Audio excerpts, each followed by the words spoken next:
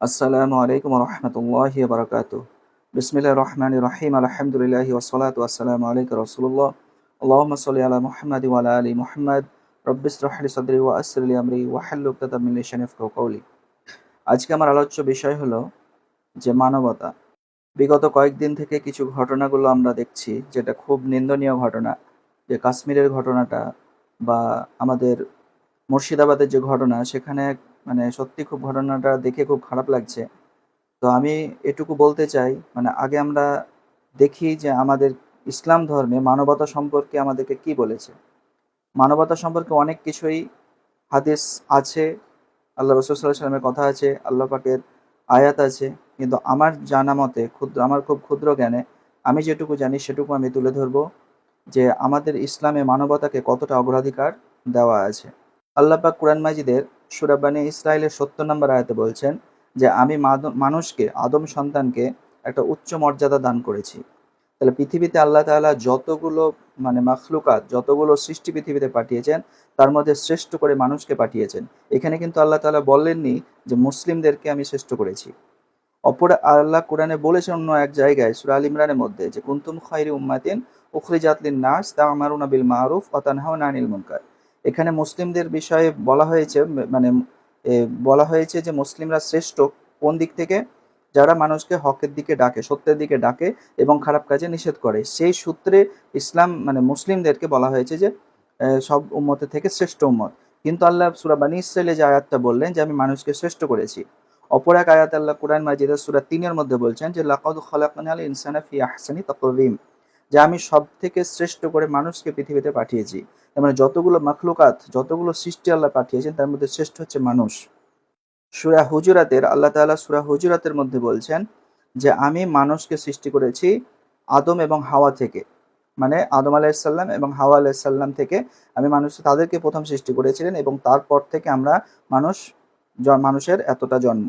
যেটা আমরা যদি হিন্দু ধর্মে, সনাতন ধর্মে দেখা যায় যে ভগবদ গীতার মধ্যে বা উপনিষদগুলো তারা যদি পড়েন তো তারাও জানবে যে সেই ধর্মেও লেখা আছে যে মনু এবং শতরূপা থেকে মানুষের সৃষ্টি হয়েছে। তো আমরা যেটা ইসলাম ধর্মে আমরা যেটা আদম আলাইহিস সালাম এবং মাহা আলাইহিস সালামের কথা জানছি, যেটা অন্য ধর্মে মানে তাদের ধর্মে সনাতন ধর্মে বলা হচ্ছে যে মনু এবং শতরূপা থেকে মানুষের সৃষ্টি হয়েছে। সুতরাং মানুষ যদি ধর্মের শিক্ষায় শিক্ষিত হয় তাহলে কখনোই কিন্তু এত মানে ঝামেলা ঝঞ্ঝাটের মধ্যে পড়বে না। আরেকটা কথা কি, যে মুসলিমরাই খারাপ হয় না, মানুষ খারাপ হয়, বা হিন্দুরা খারাপ হয় না, মানুষ খারাপ হয়। আমাদের তাদেরও শরীর হচ্ছে রক্ত মাংসে গড়া, আমাদের শরীরও রক্ত মাংসে গড়া মুসলিমের। কিন্তু মানুষের মধ্যে কিন্তু ভালো এবং খারাপ থাকে। যখন ইংরেজরা ভারত থেকে চলে যায় তখন তারা বলেছিল যে মুসলিমকে ধ্বংস করা খুব কঠিন আছে। এদেরকে একমাত্র নিজেরাই মুসলিমরাই একে অপরের সঙ্গে যতক্ষণ পর্যন্ত ঝগড়া মারপিট বিবাদ না করবে ততক্ষণ পর্যন্ত কিন্তু মুসলিমকে এই ভারতে হারানো যাবে না।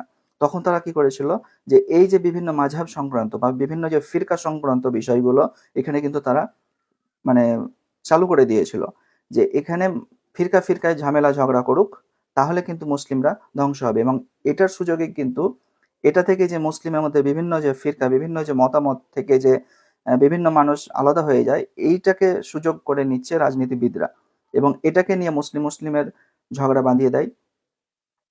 মানে এটাকে নিয়েই রাজনীতিবিদরা ভাবে যে মুসলিমরা একে অপরকে দেখতে পারে না, তাই এই সুযোগে আমরা আমাদের কাজ করে ফেলবো।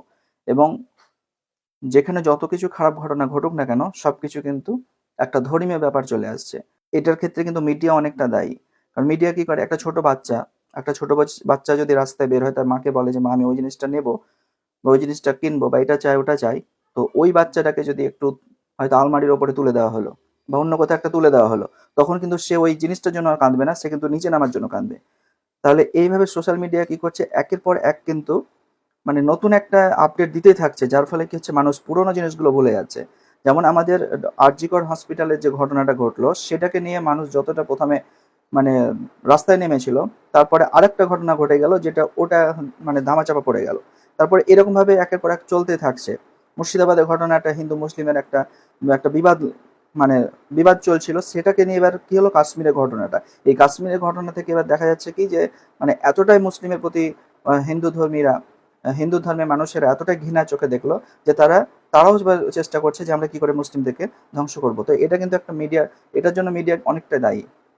যারা ইসলাম শিক্ষায় শিক্ষিত, যারা ইসলাম শিক্ষার পারদর্শী যদি মিনিমাম হয়, তাহলে আমরা জানি যে কোরআনে আল্লাহ পাক সূরা মাইদার ৩২ নম্বর আয়াতে বলছেন একটা অংশে, যে যারা যে একটা মানুষের প্রাণ রক্ষা করলো সেই জন্য পুরো মানব জাতির প্রাণটা রক্ষা করলো। তাহলে যে ধর্ম আমাকে শেখাচ্ছে যে একটা মানুষের মানে প্রাণ রক্ষা করা, সেই ধর্মে মানে মানুষ কি করে অন্য ধর্মের মানুষের প্রতি আঘাত করে, এবং যদিও করে তার কিন্তু মিনিমাম কোনো জ্ঞান নেই। যদিও কোনো মুসলিম অন্য কোনো ধর্মের মানুষকে আঘাত করে কোনো কারণবশতই, তাহলে এটুকু 100% ওই ব্যক্তির কিন্তু কোনো মানে ধর্ম সম্পর্কে কোনো জ্ঞান নেই। এতক্ষণ যে আয়াতগুলো বললাম এখান থেকে আমি মানে একটু আমি বুঝতে পারলাম যে মানবতা সম্পর্কে আল্লাহ কি বলেছেন, মানুষের মর্যাদা কতটা সেটা আল্লাহ তাআলা বলেছেন।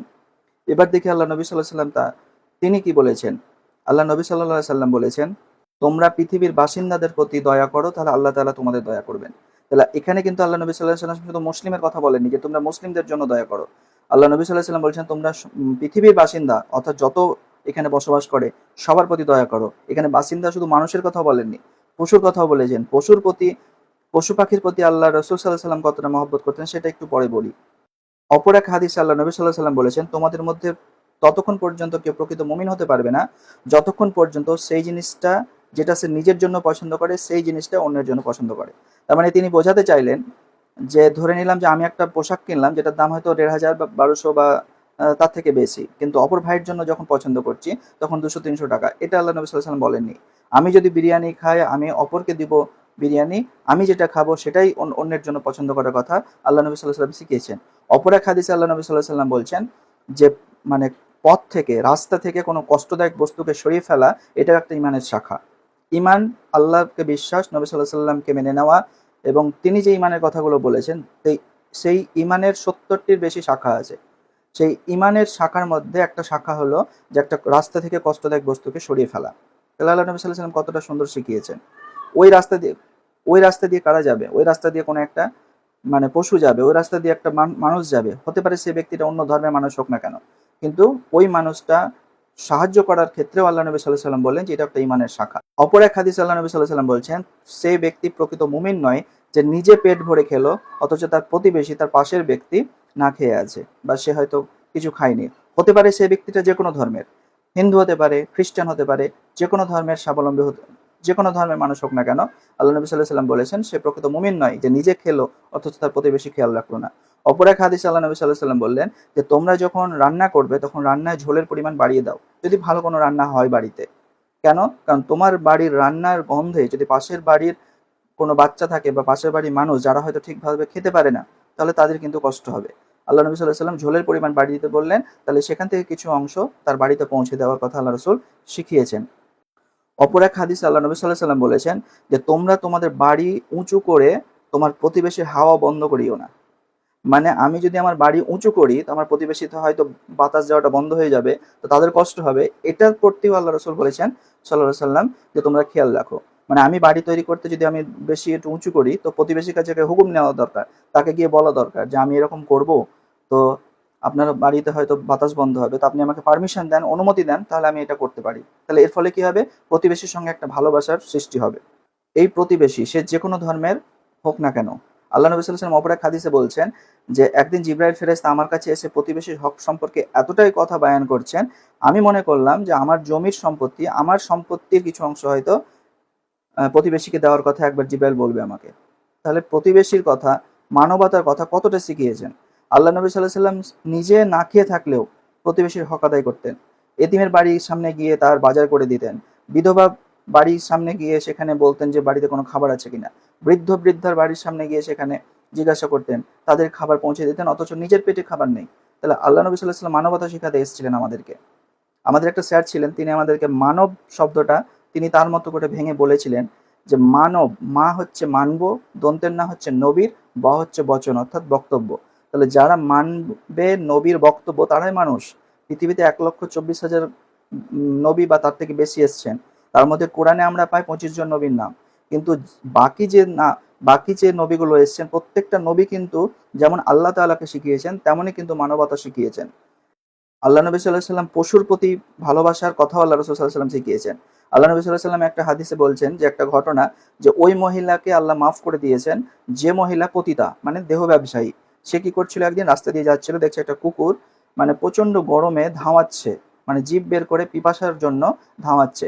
তখন ওই মহিলা কি করেছিল, নিজের পায়ের মোজা খুলে ওড়নাতে বেঁধে ইন্দারা মানে কুয়োর মধ্যে ওই মোজাটা ফেলে দেয়, মানে ওড়নায় বাঁধা ছিল। এবং সেখান থেকে পানি তুলে মোজাটাকে নিচড়িয়ে ওই কুকুরকে পানি পান করিয়েছিল। তো আল্লাহ নবী সাল্লাল্লাহু আলাইহি ওয়াসাল্লাম বললেন ওই মহিলাকে আল্লাহ মাফ করে দিয়েছেন, অথচ যদিও সে পতিতা, দেহ ব্যবসা করতো। তাহলে পশুর প্রতি ভালোবাসার কারণে কিন্তু মহিলা মাফ পেয়ে গেছে। অপর এক হাদিসে আল্লাহ নবী সাল্লাল্লাহু আলাইহি ওয়াসাল্লাম বলছেন যে ওই মহিলা জাহান্নামী, যে মহিলা পরহেজগার কিন্তু একটা বিড়ালকে মানে ঘরের মধ্যে বদ্ধ করে তাকে খাবার না দিয়ে, এমনকি তাকে ছেড়েও দেয়নি, আবার খাবারও দেয়নি, এভাবে বিড়ালটাকে মেরে ফেলেছিল, সেই মহিলাটা হচ্ছে জাহান্নামী। তাহলে একটা পশুকে ঘৃণা করে পশুটাকে মেরে ফেলার কারণে কিন্তু ওই মানুষটা জাহান্নামে। তাহলে আমাদের ইসলাম ধর্ম কত সুন্দর শিখিয়েছেন আমাদেরকে। এছাড়া সনাতন ধর্মের যে ভগবদ গীতা আছে বা মনুস্মৃতি আছে, তাদের সেখানেও লেখা আছে যে সেই হচ্ছে প্রকৃত ভক্ত, যে দয়ালুপূর্ণ, মানুষকে ভালোবাসে। এখানে তাদেরও ধর্মে লেখা আছে। ওখানে মনুস্মৃতির মধ্যে লেখা আছে যে অন্যের দুঃখকে নিজের দুঃখ মনে করবে, সেই মানে আসল ধর্মের পথে আছে। তাহলে কোনো ধর্ম কিন্তু এটা শেখায় না যে অপর মানুষের জান নেওয়া, কোনো ধর্ম এটা শেখায় না যে খারাপ কিছু করা। ধর্মকে বুঝতে হবে, ভুল বুঝলে সমস্যা। যে সমস্ত মানুষরা এই জেহাদ নিয়ে, যে সমস্ত মানুষেরা জেহাদ নিয়ে মানে জিহাদের ব্যাখ্যা তারা কি বুঝেছিল মানে সেটা জানি না, যার কারণে আজকে তারা মানে অন্য ধর্মের মানুষকে মেরে ফেলাটাকে মানে জিহাদ মনে করছে, এটা সম্পূর্ণ তাদের ভুল, এটা তাদের ফল্ট। আল্লাহ তাদেরকে হেদায়েত দান করুক। আজকে একটা মুসলিমের ভুলের কারণে পুরো মুসলিম জাতির আমাদের বদনাম, একটা হিন্দু খারাপ কাজ করার কারণে পুরো হিন্দু জাতির বদনাম। এটা সম্পূর্ণ হচ্ছে মানে ধর্মের বাইরের। এটা আমাদের ধর্ম আমাদেরকে শেখায়নি। যে প্রকৃত মুসলিম হবে সে কখনো অন্য মানুষকে ঘৃণা করবে না, যে প্রকৃত মুসলিম হবে সে কখনো অন্য মানুষকে কষ্ট দেবে না। সেই প্রকৃত মুসলিম হবে যে মানুষকে, আল্লাহ রাসূল সাল্লাল্লাহু আলাইহি ওয়াসাল্লাম মুবারক হাদিসে বলছেন যে সে প্রকৃত মুসলিম নয় যার কথা এবং হাত, যার মুখ এবং হাত দ্বারা অন্য কেউ কষ্ট পায়। তার মানে কথা দিয়েও কষ্ট দেওয়া যাবে না, হাত দিয়েও কষ্ট দেওয়া যাবে না। আজকে আমরা কি পরিস্থিতির মধ্যে চলে এসেছি, এই হিন্দু মুসলিমের ঝগড়ার মধ্যে কার লাভ হচ্ছে আর কার ক্ষতি হচ্ছে সেটা তো আমরা দেখতেই পাচ্ছি। তবে সবথেকে বেশি লাভ হচ্ছে তারা হচ্ছে রাজনীতিবিদদের। মানে তাদের খুব লাভ হচ্ছে, একদিকে সাধারণ মানুষরা মারা যাচ্ছে কিন্তু তারা ঠিক তাদের কাজ করে যাচ্ছে। আমরা একে অপরকে ঘৃণা করা থেকে মানে দূরে থাকি, আমরা আল্লাহর ইবাদত করি এবং মানুষকে ভালোবাসার চেষ্টা করি। আল্লাহ আমাদের সবাইকে কবুল করুক, আমিন। ওমা ইলাইনা ইল্লাল বালাগ। আসসালামু আলাইকুম ওয়া রাহমাতুল্লাহি ওয়া বারাকাতুহু।